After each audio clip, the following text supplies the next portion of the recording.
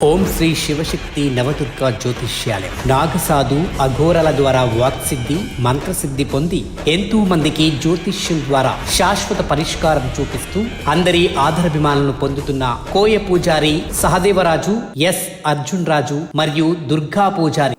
ఇప్పుడు మీరు అన్నట్టు కొందరు ఇప్పుడు సోప్ టాప్ కేస్టోడు ఉంటారు కదా, ఇప్పుడు ఏదో పోతరా చేయాలని చెప్పి వేసి ఇష్టం వచ్చినట్టు తాగి ఏదైనా చేస్తే ఆ అమ్మవారు కూడా బలి తీసుకుంటుందని విన్నా, నిజమేనా? మీరు అన్నమాట ఒక టైంలో జరిగినాయి. జరగలే అని చెప్పాను నేను, అస్సలు జరిగినాయి.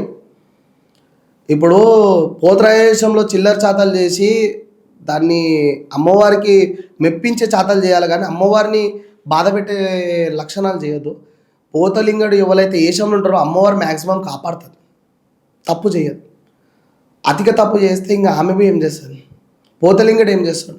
ఆయన గెటప్ వేసుకొని ఆయననే ఆట ఆడిస్తే ఆయన ఒకటి ఊకుంటాడా? ఆయన ఉగ్రం వస్తే ఎవరికి వినేటోడు కాదు. ఆయన మనిషినైనా జంతువునైనా దున్నపోతునైనా చీల్చి చెండాడుతాడు. ఇక ఆ లెక్కలలో నువ్వు ఆయననే బాధ పెడితే ఆయన ఊకుంటాడా? నువ్వు దగ్గర తలిగిస్తాడు.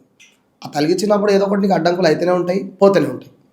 ఇక దాన్ని పట్టించుకోం. ఎందుకంటే నిష్టనిమలతోనే నీకు ఏది కాదు. పట్టుకుంది బండారు పట్టుకుంటే అది బంగారం అయిపోతుంది. అది నువ్వు ఏడుదాకంటే నాకు తీసిపోతుంది. నువ్వు అట్లనే బద్మాష్ లెక్కలు చేసినావు అంటే అది నిన్ను నేల కొరిగిస్తుంది. పోతరాజులు జనరల్గా ఈ గెటప్ వేసుకొని నిజంగా అమ్మవారికి మంచిగా డ్యాన్స్లు వేస్తూ ఉంటారు, ఇది ఓకే. కానీ పోతరాజులలో దేవుడు వచ్చేటోళ్ళు అయితే నేను చూడలేదు. మరి నీకు దేవుడు కూడా వస్తుంది, అది ఎట్లా? పోతరాజులకు దేవుడు కూడా వస్తుందా? దేవుడు అంటే పోతలింగం అంటే గాలి రూపంలో రాడా? పూనకం రాదా? అచ్చా, అంటే చాలామంది ఇప్పుడు పోతరాజేశం నేను వేసినాక ఊదుపోగానే పట్టిస్తారు. ఊదుపోగా అనేది పట్టించినప్పుడు అది పీలుస్తారు లోపలికి. పీల్చే లోపల ఆ ఉగ్రం అనేది వచ్చేస్తుంది లోపలికి. అంటే పోతలింగుడు ఆవహించేస్తాడు. ఆవహించినప్పుడు ఎట్లుంటుంది అంటే ఆ బ్యాండ్ సప్పుడు ఒక్కటే వినబడుతుంది. గురువు చెప్పే మంత్రమే వినబడుతుంది. గురువు చెప్పే రెచ్చగొట్టే ఒక పోతలింగానికి ఒక మంత్రమే ఉంటుంది తప్ప వేరే ఏవి కనబడే చుట్టుపక్కల.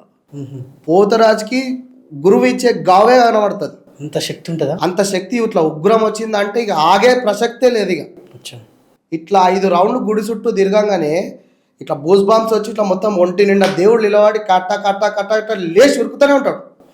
ఆ గావు ఏదైనా ఉండండి, నిమ్మకాయ గావు అయినా ఉండని, గుమ్మడికాయ గావు అయినా ఉండని, యాట గావు అయినా ఉండని, దాన్ని తీసుకునేదాకా, దాన్ని కంప్లీటెడ్ అయ్యేదాకా ఆయన శాంతి కట్ట.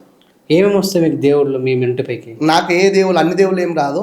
సివిల్లో నేను ఏదైనా దేవుని లగ్గాలలో పటం ఎక్కితే నాకు కాళికమాత వస్తుంది, అది అక్కడి వరకే.